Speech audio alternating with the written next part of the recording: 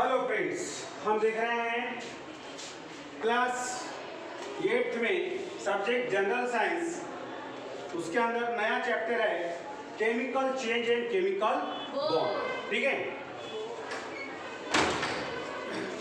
सबसे पहले हम देखेंगे केमिकल चेंज। ठीक है, या मैंने इसके पहले आपको बताया था चेंज दो प्रकार के होते हैं, फिजिकल चेंज और केमिकल चेंज। फिजिकल चेंज होता है वो टेम्पररी होता है, ठीक है, और केमिकल चेंज कैसा होता है वो परमानेंट होता है। ठीक है, तुम्हारे बुक्स में कुछ दिए, ripening of mango, melting of ice, boiling of water, dissolution of salt in water, ripening of banana, fragrance of ripening fruits, darkening of cut potato, bursting of inflated balloon, sound bursting from cracker, ये दिए ना। तो यहाँ से कुछ जो है वो एग्जांपल्स है फिजिकल चेंज के, और कुछ एग्जांपल्स किसके हैं, केमिकल चेंज। ठीक है, अब इसके बाद में देखिए, अब एक पेटी डिश लीजिए, ठीक है, प्लेट टाइप की पेटी डिश है। ठीक है, इसमें ले लीजिए बेकिंग सोडा। क्या ले लिया आपने? Baking soda. बेकिंग सोडा, ठीक है। बेकिंग सोडा का जो टेस्ट है वो कैसा है, बीटर है, मालूम है अपने को।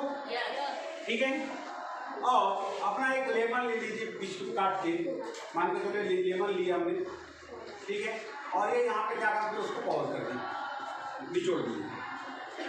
ठीक है, क्या होगा, और इसका टेस्ट अपने को मालूम है, किसका? लेमन का। कैसा है? सॉर, है ना, सॉर टेस्ट मतलब खट्टा टेस्ट। ठीक है, अब सवाल इस बात का है, बेकिंग सोडा के साथ में इसका रिएक्शन होगा, ठीक है, तो बेकिंग सोडा का और इन दोनों का जो स्वाद है क्या हो जाएगा, चेंज हो जाएगा। ना तो वो खट्टा लगेगा ना कड़वा लगेगा, अलग स्वाद लगेगा। ठीक है, मतलब क्या हो गया वहां पे, केमिकल चेंज। क्या हुआ वहां पर, chemical change. It is due to the chemical change. ठीक है, अब इस प्रकार से ऐसे बहुत सारे एग्जांपल्स है। Many persuasives observations are notice during the above activity. ये गैस सीन, जब क्या हुआ, जब यहाँ पे हम डालेंगे तो यहाँ से क्या निकलेगी, गैस निकलेगी, कार्बन डाइऑक्साइड। ठीक है, बबल्स निकलेंगे, इंफॉर्मेंसेस निकलेंगी। ठीक है, ऐसे इस प्रकार से इसमें चेंजेस आ जाएंगे, that is called chemical change. सीधी सी बात। ठीक है, अपने इसमें बहुत सारे अपने सराउंडिंग्स में केमिकल चेंज होते रहते हैं। राइपनिंग ऑफ फ्रूट्स, फलों का पकना। ठीक है, इतना ही नहीं तो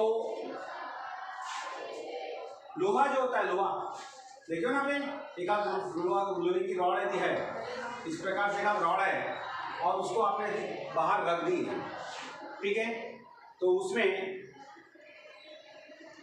ब्राउन कलर का एक रज्जी आ जाती है, देखिए आपने, हाँ? तो क्यों आती है, हम उसको बोलते हैं लोहे को जंग लग गया बोलते हैं। तो लोहे को जंग लगना मतलब कहलाता है रस्टिंग ऑफ आयरन। क्या कहलाता है, रस्टिंग ऑफ आयरन। ऐसा क्यों होता है, क्योंकि ये खुले में रहता है।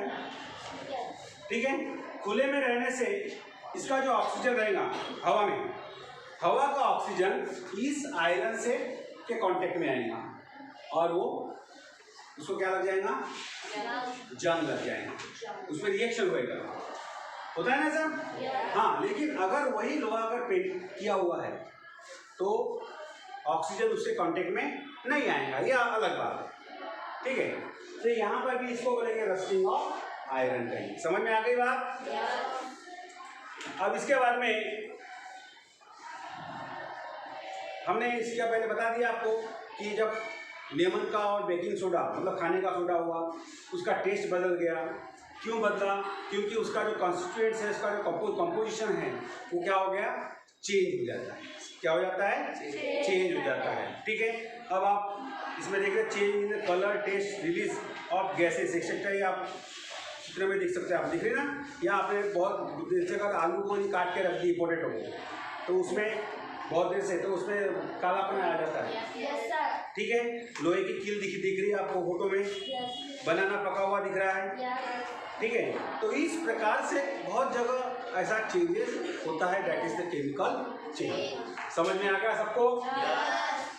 ठीक है, अब इसके बाद में देखिए chemical change and world equation. अब पढ़ेंगे chemical change and world equation.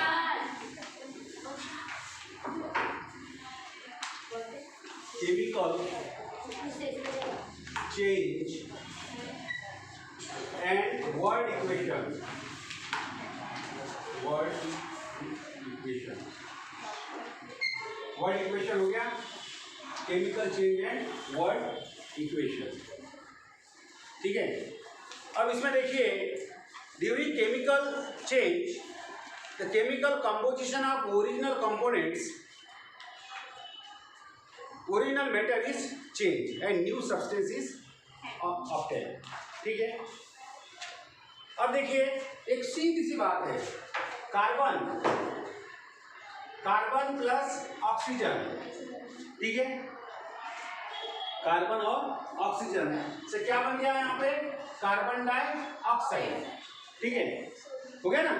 तो इसका जो कंपोजिशन है, उसकी प्रॉपर्टीज है, वो क्या हो जाएगी? पूरी चेंज हो जाएगी। ठीक है, a chemical equation can be written as, इसको वर्ड इक्वेशन में कब देखिए एग्जांपल लेते हैं हम, जब का एग्जांपल लेते हैं हम, कौन सा वाला? एसिड, नींबू लिए थे ना हमने। नींबू में कौन से होते हैं? Citric acid. सिट्रिक एसिड कोई साइट्रिक पढ़ते हैं उसको, सिट्रिक एसिड। ठीक है, नींबू में क्या थी? Citric acid. ठीक है, और हमने क्या डाले उसमें? Baking soda. क्या डाले उसमें? Baking soda. बेकिंग सोडा या सोडियम बाइकार्बोनेट। सोडियम तो इधर से नींबू लिया हमने, तो नींबू में क्या थी? साइट्रिक एसिड थी। ठीक है, और इसके बाद में यहाँ पे क्या लिए थे? Baking soda. बेकिंग सोडा या सोडियम बाइकार्बोनेट भी बोल सकते हैं। ठीक है, बेकिंग सोडा। ठीक है, इन दोनों में रिएक्शन हुआ, परिणाम स्वरूप क्या बना? कार्बन डाइऑक्साइड और सोडियम साइट्रेट प्लस वाटर भी बनता है इसमें। ठीक है, क्या बनता है इसमें? Sodium, carbon dioxide. क्या बना इसमें? Carbon dioxide plus sodium citrate. Sodium citrate, sodium citrate और पानी भी बना है। ठीक है, अब इधर देखिए साइट्रिक एसिड क्या है? ये एसिड है। ठीक है, और बेकिंग सोडा है क्या है? अल्कली या बेस है। क्या है ये? Alkali base. ठीक है, और क्या निकली है? गैस निकली। क्या निकली है? गैस, कार्बन डाइऑक्साइड गैस निकली है, CO2 निकल गया, CO2 गैस, CO2 गैस। और सोडियम साइट्रेट ये क्या है? साल्ट है। ये क्या है? साल्ट। समझ में आ गई बात? हाँ, ये क्या बन गया? एक साल्ट बन गया। अपने को पिछले बार देखे थे हमने कि अगर एसिड और बेस का रिएक्शन होता है तो क्या बनता है? साल्ट और वाटर, और उस रिएक्शंस को हमने कहा था न्यूट्रलाइजेशन। पढ़ाया था ना इसके पहले? तो हाँ, तो एसिड बेस चैप्टर में है ना, तो इसमें भी एसिड का और बेस का रिएक्शन हुआ, साल्ट बना और वाटर भी बना। ठीक है, तो इस प्रकार से जो रिएक्शंस होते हैं, ऐसे रिएक्शंस को क्या कहते हैं? न्यूट्रलाइजेशन। समझ में आ गई बात? ये अपने पढ़ चुके थे इसके पहले भी। ठीक, अब इसके बाद में देखिए first stage of writing chemical equations is word equation भी by using nature of concern substance. उसके नेचर कंसर्न सब्सटेंस के आधार पे, तो जनरली जो मतलब सब्सटेंस रिएक्शन में भाग लेते हैं, पार्टिसिपेट होते हैं, उनको कहते हैं रिएक्टेंट कहते हैं। ठीक है, क्या कहते हैं? रिएक्टेंट। यानी ये साइट्रिक एसिड और बेकिंग सोडा, ये क्या हो गया? रिएक्टेंट कहलाएंगे। क्या कहलाएंगे? रिएक्टेंट कहलाएंगे, साइट्रिक एसिड और बेकिंग सोडा। और जब रिएक्शन होता है इन दोनों के बीच में क्या दर्शाते हैं? एरो दर्शाते हैं। क्या दर्शाते हैं? एरो।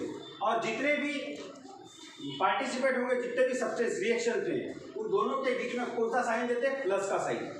कौन सा साइन दिखाते हैं उसमें? प्लस का साइन दिखाते हैं। और इनसे जो पदार्थ बना है, जो न्यू सब्सटेंस बने हैं, उनको बोलते हैं प्रोडक्ट। क्या कहते हैं उनको? प्रोडक्ट।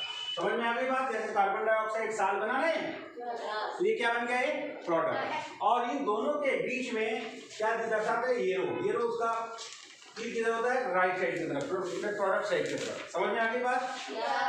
यहाँ समझ में आ गया? ठीक है। अब इसके बाद में देखते हैं chemical change in everyday life. हमारे जीवन में कई प्रकार के एवरीडे केमिकल चेंज होते रहता है।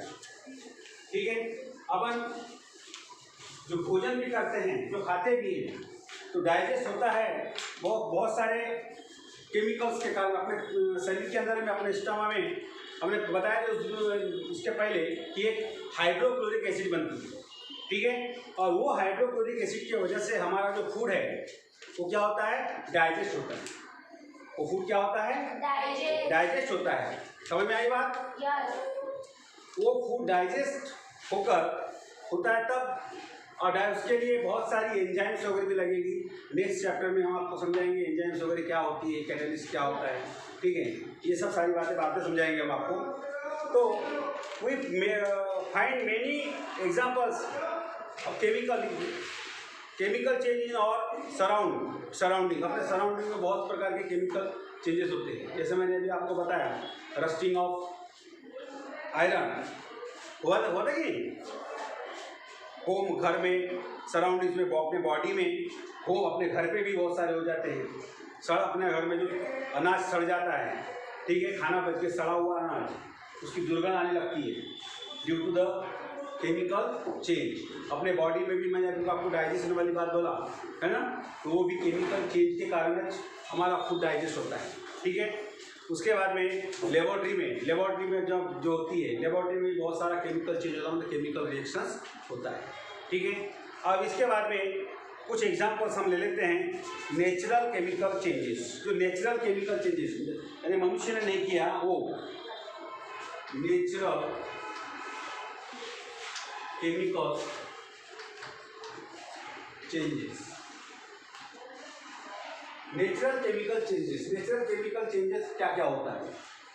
ठीक है, उसमें से सबसे पहला देखेंगे अपने बॉडी के अंदर में रेस्पिरेशन याद आया? पढ़ाया जाने? ठीक है, लिए ऑक्सीजन लिए, कार्बन डाइऑक्साइड छोड़े। ठीक है कि नहीं? लिए ऑक्सीजन, कार्बन डाइऑक्साइड छोड़े, दैट इज रेस्पिरेशन, है ना? ठीक है, अब इसके बाद में देखिए, ये एक कॉमन प्रोसेस है अपने शरीर में होने वाली। हर एक के शरीर में रेस्पिरेशन की प्रोसेस होना कॉमन है। ठीक है, in this process we inhale air. हम क्या लेते हैं? एयर को इनहेल करते हैं, लेते हैं कि नाक से जो ऑक्सीजन जाता है, और फिर हम एक्सेल करते हैं कौन सा? Carbon dioxide gas. ठीक है, after the deep study it learn that glucose. अब क्या होता है कि जब हम ऑक्सीजन लेते हैं तो ऑक्सीजन कहाँ आता है? सेल्स के अंदर में जाता है। ठीक है, तो सेल्स के अंदर में जाकर क्या करता है? इसका वर्ड इक्वेशन देख लेते हैं अपन। ग्लूकोज, क्या देखेंगे हम? ग्लूकोज। अपने बॉडी में ग्लूकोज होता है ना सेल्स के अंदर में। सेल्स का हम जो हवा लेते हैं उसमें से ऑक्सीजन आता है। क्या आता है? ऑक्सीजन। क्या आता है इसमें? ऑक्सीजन। ऑक्सीजन आया। ठीक है, अब ऑक्सीजन होने के बाद क्या बनता है इसका? यहाँ पे होता है रेस्पिरेशन की प्रोसेस। कौन सी प्रोसेस होती है? रेस्पिरेशन की, जिसके परिणाम स्वरूप बनता है carbon dioxide. Carbon dioxide plus water, plus क्या बनता है? वाटर। समझ में आ गई बात? तो ये हम इसको वर्ड में बताए हैं, इसलिए हम इसको बोलेंगे वर्ड इक्वेशन।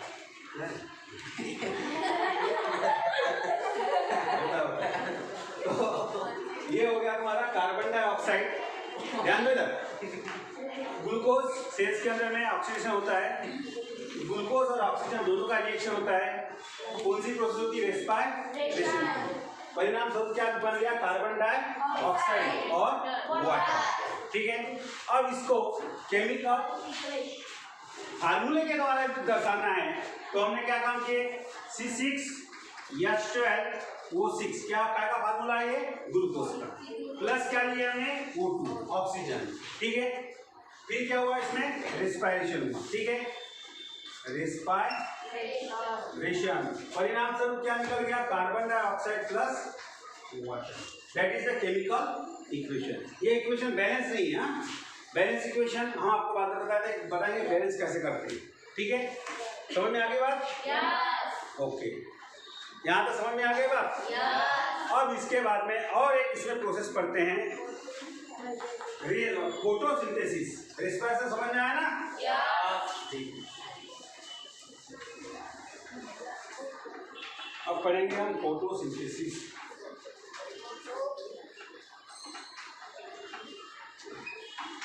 फोटोसिंथेसिस यानी क्या होता है? ठीक है, ग्रीन प्लांट्स जो होते हैं वो फोटोसिंथेसिस की प्रोसेस करते हैं। ठीक है, पहले क्या हुआ? ये दोनों एक दूसरे से विरोधी रिएक्शंस है, केमिकल चेंज है। कौन सी? रेस्पिरेशन और फोटोसिंथेसिस। ठीक है, कैसी विरोधी है? क्योंकि रेस्पिरेशन में कार्बन डाइऑक्साइड बाहर छोड़ा जाता है, ठीक है, लेकिन फोटोसिंथेसिस में कार्बन डाइऑक्साइड लिया जाता है। ठीक है, अब देखिए, कार्बन डाइऑक्साइड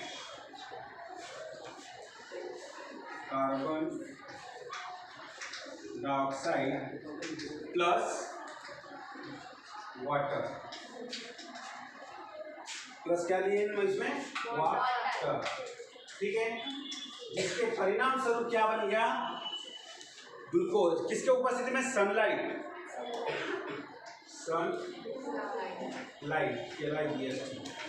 और ये कहाँ हुआ? किसके कारण हुआ? ग्रीन प्लांट्स में। कहाँ होता है ये? ग्रीन प्लांट्स में, due to the presence of chlorophyll. बताया था ना हमने क्लोरोप्लास्ट का स्ट्रक्चर के समय, इसमें क्लोरोफिल पिगमेंट होता है। ठीक है, क्योंकि क्लोरोफिल पिगमेंट क्या काम करता है?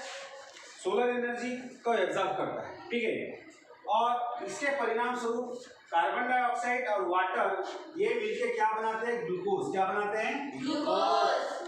ग्लूकोज। और क्या बनता है? ऑक्सीजन। क्या छोड़ते हो? ऑक्सीजन।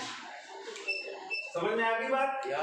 तो ये जो रिएक्शन देखो, उसमें क्या हुआ था कि कार्बन डाइऑक्साइड छोड़ा गया था, लेकिन इस रिएक्शन में कार्बन डाइऑक्साइड लिया गया। ठीक है, तो दोनों जो है परस्पर विरोधी रिएक्शन से। अब इसको यदि केमिकल इक्वेशन के रूप में यदि लिखेंगे तो कार्बन डाइऑक्साइड का CO2 plus H2O is equal to, मतलब वही सनलाइट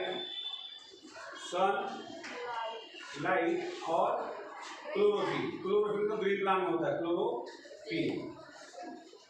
क्लोरोफिल पिगमेंट, जिसके परिणाम स्वरूप क्या बन गया? C6H12O6 plus O2। समझ में आई बात? तो इस प्रकार से केमिकल चेंज हुआ। हमने अभी तक देखे नेचुरल केमिकल चेंज। अब हम नेक्स्ट पेज में पढ़ेंगे मैन मेड केमिकल चेंज, मनुष्य के द्वारा केमिकल चेंज कैसा होता है। ठीक है, ये नेचुरल पढ़े अभी तक हमने। ठीक है, और उसके बाद में 2 पीरियड में ये चैप्टर समाप्त होगा। ठीक।